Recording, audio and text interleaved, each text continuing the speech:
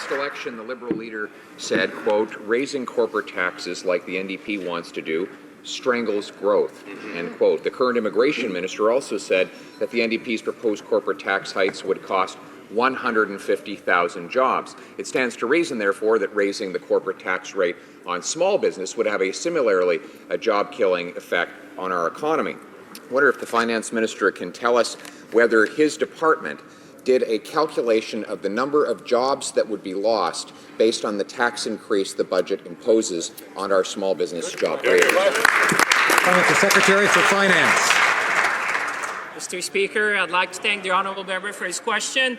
No, it won't be like that today. And I just wanted to remind my honourable colleague that actually, Mr. Speaker, what we did is that the tax have been reduced for the small businesses, Mr. Speaker, and that we did reduce tax for 9 million Canadians. So I would invite my honourable colleague to read the entire budget, and he will see that this government is working for Canadians.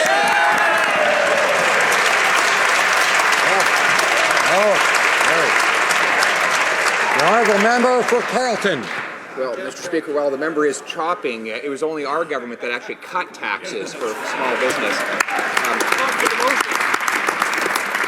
As the law currently stands, the rate will fall down to 9% within 3 years. The government proposes legislation that would raise it up back to 10.5%. That's an increase in taxes on 622,000 small businesses that pay $150 billion in wages. Mr. Speaker, the budget contains a bunch of inflated numbers for job creation. I wonder if the Finance Department did any calculation on job losses with this tax hike.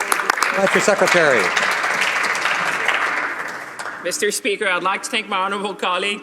I would remind him to read the entire budget, Mr. Speaker, because this is the government who reduced taxes on 9 million Canadians. And we did that already in December, Mr. Speaker. And the tax on small business have been reduced, Mr. Speaker.